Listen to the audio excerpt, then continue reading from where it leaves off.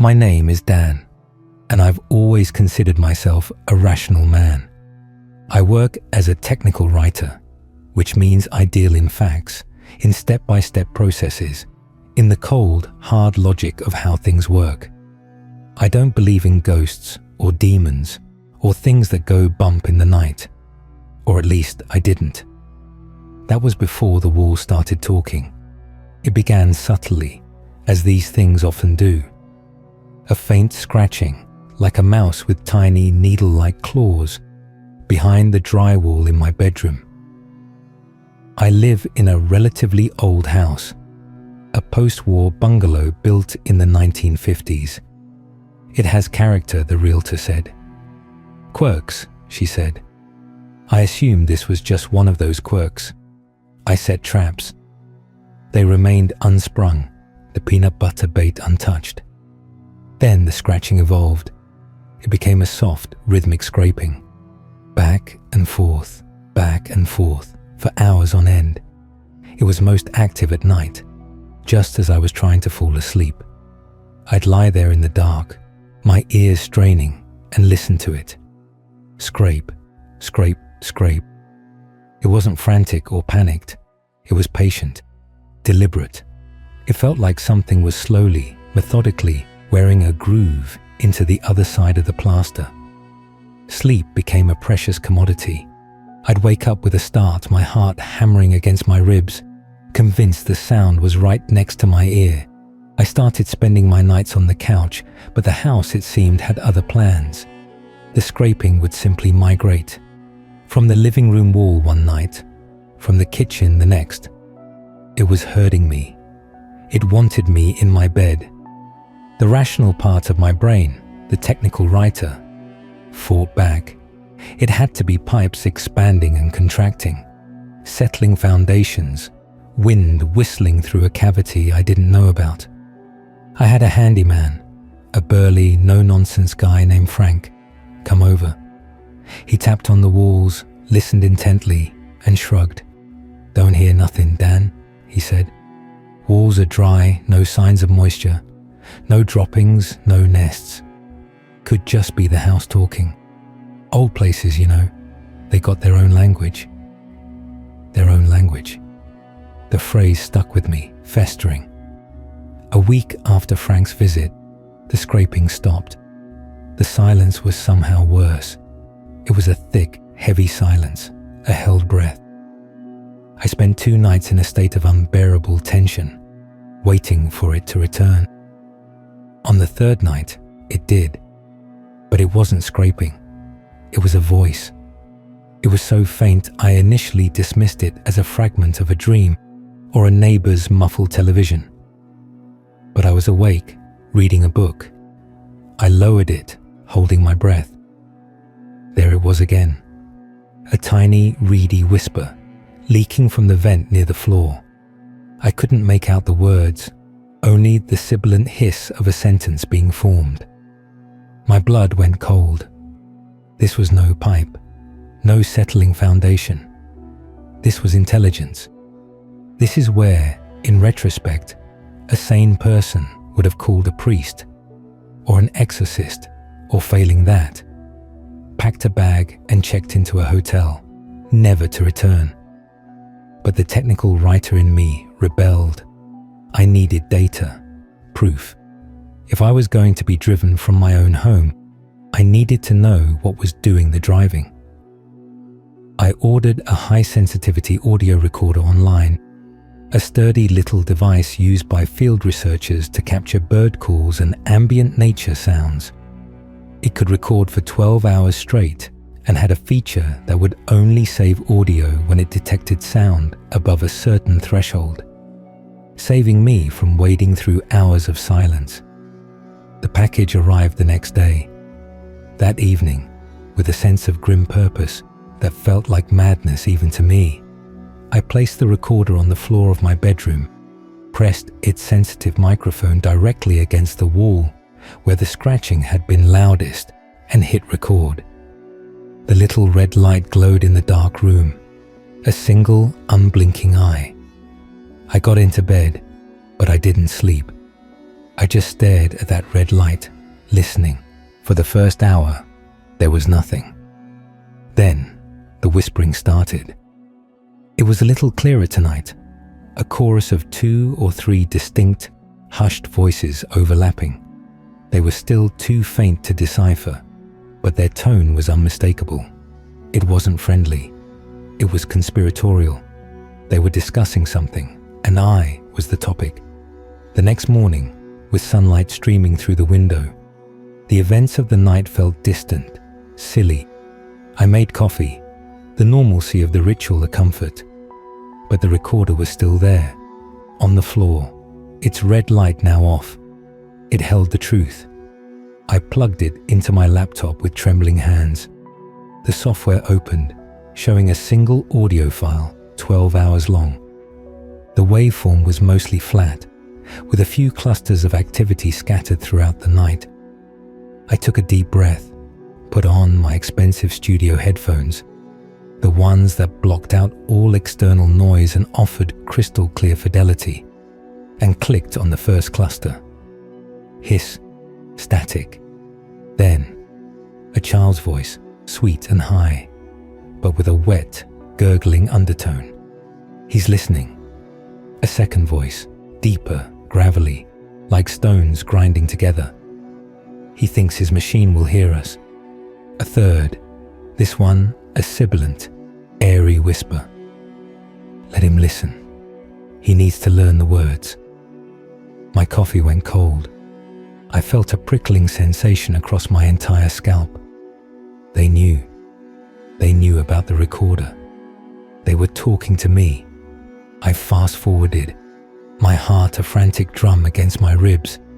I clicked on another cluster, this one from around 3 a.m. The child's voice was singing, a twisted, off-key rendition of Twinkle, Twinkle, Little Star, but the words were wrong. Twinkle, twinkle, little Dan, how we wonder what you am, it giggled, a sound like bubbling mud. Up above the world so high, soon we'll hang you from the sky. I ripped the headphones off, my breath coming in ragged gasps. This wasn't happening. This was a stress-induced psychosis. I was having a breakdown, but the audio file was right there on my screen, a digital testament to the impossible. I forced myself to continue. The rational man was gone, replaced by a terrified animal driven by a morbid, compulsive need to understand.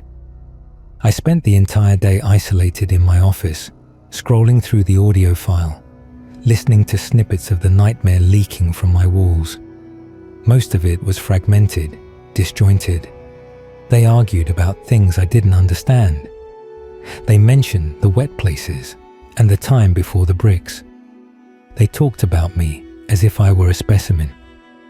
His bones would snap so easily, the gravelly voice mused. Not the bones, not yet, the sibilant one hissed back. The voice first. We need his voice to fill the quiet. The most chilling moments were when they fell silent, and I could hear other sounds. A slow, wet, dragging sound. A sound like something large and soft being squeezed through a narrow space. And once, just once, a perfect, flawless imitation of my mother's voice, calling my name with such loving familiarity that I almost answered before a cold dread seized my throat. My mother has been dead for 7 years. That night, I didn't even try to sleep. I set the recorder again, a masochistic ritual I now felt compelled to perform. The voices were clearer, stronger, as if they were growing accustomed to the microphone, or perhaps growing closer to breaching the wall itself. The next day's recording was worse, far worse. I found a long, uninterrupted segment from 4:17 a.m. The whispering was gone. It was a single voice, the gravelly one, speaking clearly and directly, as if addressing an audience, or me. The man of numbers and wires, it began, its tone almost professorial. You seek to quantify us, to reduce us to waveforms and decibels. You cannot.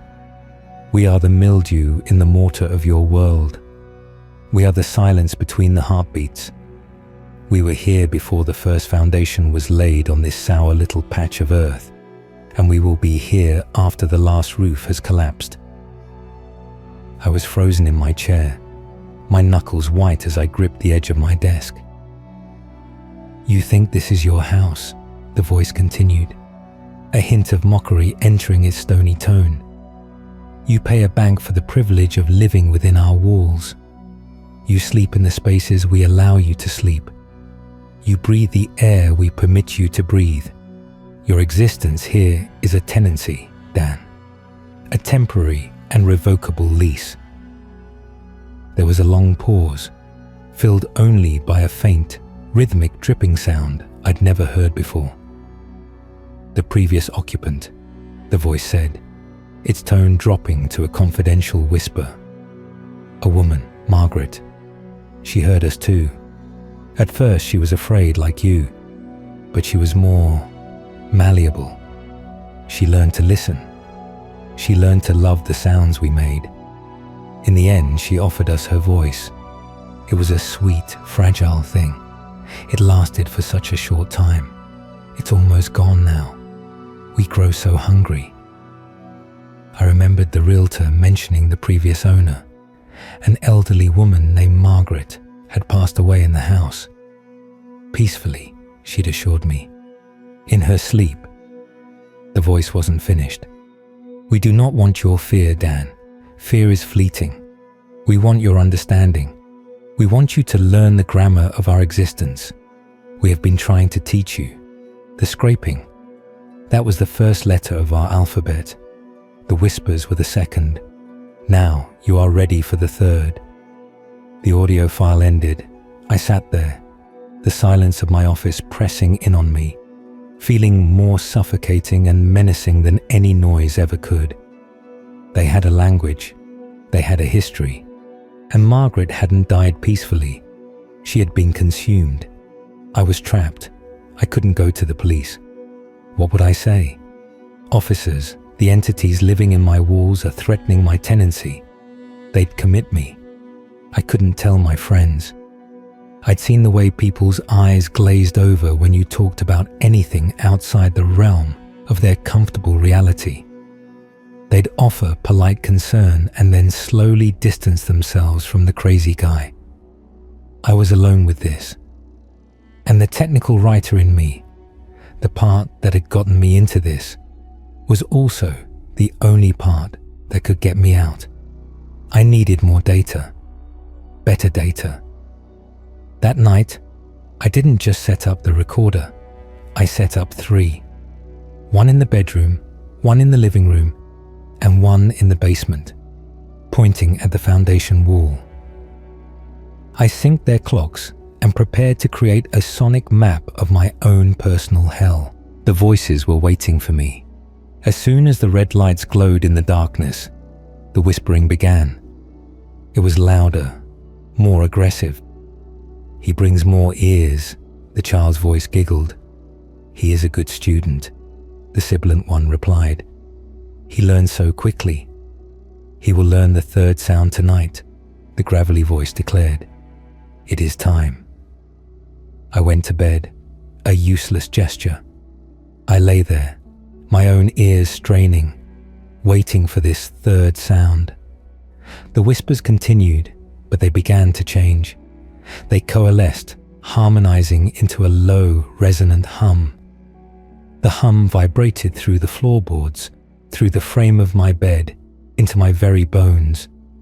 It was a frequency that seemed to bypass the ears and speak directly to the reptile part of my brain. It was a sound of immense, ancient pressure. The sound of tectonic plates grinding together deep underground. And then it stopped. In the perfect silence that followed, I heard a new sound from the bedroom recorder's feed. A soft, wet, cracking sound, like someone stepping on a cluster of ripe grapes. Then another and another. It was coming from the wall right behind my head. I couldn't move. I was paralyzed with a fear so pure and absolute, it felt like a religious experience. The cracking sounds multiplied, becoming a sickening wet popcorn noise. Something was breaking through. Something was being born, or hatched, on the other side of that thin layer of plaster and paint. Then, a voice spoke. But it didn't come from the recorder. It came from directly behind my head, so close I could feel the damp warmth of its breath on my neck. It was a perfect fusion of the three voices I'd heard: the child's sweetness, the gravelly depth, and the sibilant whisper, all woven into one horrifying chorus. "Hello, Dan," I screamed and launched myself out of bed, scrambling backward across the floor until I hit the far wall. I stared, wild-eyed, at the wall behind my bed. In the faint moonlight filtering through the window, I saw it. A patch of dampness was spreading across the wallpaper, a dark, amoebic stain, and in the center of that stain, the surface was bulging outward, pulsating gently. As I watched, a long, thin crack appeared in the plaster, and from within the darkness of that crack, something glistened, something wet, and then it blinked. I didn't sleep again that night. I sat huddled in the corner of my room, a kitchen knife held in my sweaty hand, watching the stain on the wall. It didn't grow, but it didn't recede either. It was a promise. At first light, I gathered the recorders. My hands were shaking so badly I could barely unplug them. The one from the bedroom felt warm, almost feverish. I took them to my laptop, my sanctuary of logic, but it felt like a childish delusion now. The data was no longer abstract. It had breathed on my neck. I started with the basement recorder, mostly silence, until around 3 a.m. Then, a sound that made my blood freeze. It was a dragging sound, heavy and slow, accompanied by a faint, choked gurgle. And then, a voice I recognized from the earlier recordings, a frail, elderly woman's voice, worn thin and frayed, like an old tape on the verge of snapping. "Help me," it whispered. "So dark in here, so cold. They're singing, Margaret." It had to be. They had her voice, and they were still using it. Tears streamed down my face. I was so far out of my depth it was laughable. Finally, with a sense of impending doom, I opened the file from the bedroom recorder, the one that had been right there when it spoke to me. The waveform was a solid block of noise from about 3:45 a.m. onwards. I put on my headphones, my heart pounding in my ears. I fast-forwarded to the moment I'd heard the voice behind my head. There it was, my own scream, raw and terrified. The sound of me scrambling across the floor, my ragged breathing. But before that, there was a clear, crisp audio capture of the voice that had spoken from the wall. "Hello, Dan." Hearing it again, even through the headphones, sent a jolt of pure panic through my system. But I made myself listen. I amplified the volume, filtering out the background hiss. I isolated the phrase, and that's when I heard it. Something I'd missed in the sheer terror of the moment. Underneath the tripartite chorus, buried deep within the waveform, was another layer, a faint, rhythmic, pulsing sound. It was slow and steady, a familiar sound, a sound I heard every moment of every day. It was my own heartbeat. They had sampled it, they had absorbed it, they were using it as a metronome for their speech. I fell back in my chair, a cold, dead weight settling in my gut. This wasn't just about scaring me. This was about assimilation. They weren't just in the walls. They were learning to mimic the very rhythms of my body. They were becoming me. I couldn't take it anymore. The rational man was broken. I grabbed a hammer from the toolbox in the hall. I was going to smash through the wall. I was going to see what was in there. I had to see, even if it was the last thing I ever did. I stood before the stained, bulging patch of wall in my bedroom. I raised the hammer, took a shaky breath, and swung. The drywall cracked, a chunk of it falling away into the darkness within the wall. A smell hit me first, a damp, earthy, organic stench, like rotten mushrooms and wet soil. I peered into the hole, my heart trying to beat its way out of my chest. There were no wires, no pipes, no insulation. The space between the walls was filled with a pulsating, veiny, organic membrane.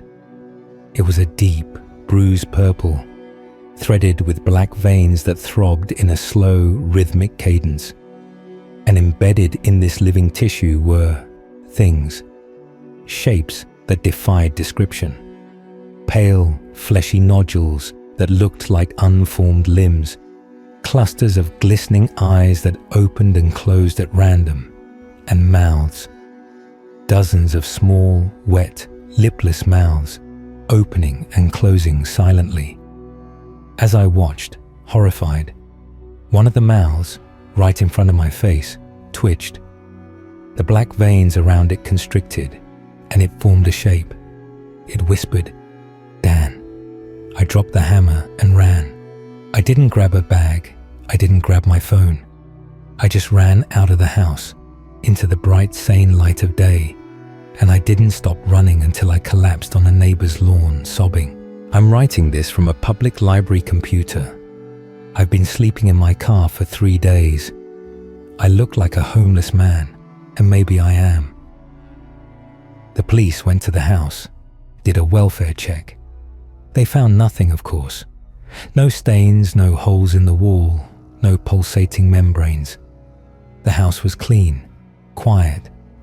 They think I had a mental break. They suggested I see a doctor. My friends have been calling, their voices laced with a careful, distant concern. They don't believe me. But last night, I was sitting in my car, parked in a Walmart lot miles from my house, trying to sleep. My phone was dead, but my laptop still had a little battery. A final, morbid impulse made me open the last audio file from that night, the one I hadn't had the courage to finish. I scrolled to the very end. After my flight, after the slamming of the front door, there was a long period of silence from the bedroom recorder. And then, a new voice spoke. It was clear and calm and horrifyingly familiar. It was my voice. Not a perfect imitation, not a parody. It was my voice, with all its subtle inflections, its slight nasal quality, the way I clear my throat at the end of a sentence. It was me. "It's okay," my voice said from the walls of my abandoned bedroom. "I'm not afraid anymore. I understand now. It's so much quieter on this side, so much simpler. The grammar of this place is beautiful." A pause. I could hear the faint, wet, cracking sounds in the background. "Don't worry about the house," my voice continued, soothing and friendly. "I'll take care of it. I'll pay the mortgage. I'll answer the phone when your friends call. I'll be a better Dan than you ever were. I won't be afraid of the little sounds." Another pause, then a whisper, so close to the microphone it was intimate. "And when you come back, and you will come back, we'll be here. We've saved a place for you, right next to Margaret. We've already started making a space for your voice. There's just one last thing we need to finish your part of the chorus." I leaned closer to the laptop speaker, my breath caught in my throat, listening to the thing in my walls wearing my voice like a suit. "We just need to learn the sound your eyes make when they see us." The file ended. I'm never going back. I can't. But I know, with a certainty that is eating me alive, that it doesn't matter. The thing that looks like me that talks like me is in my house. It's learning to be me, and when it's ready, it's going to come out, and it's going to find me. So if you see me, or someone who looks just like me, and I seem a little different, a little quieter, a little too calm, don't ask me about the sounds in the walls. Just run, because it's not me anymore. It's just my voice, filling the quiet for them.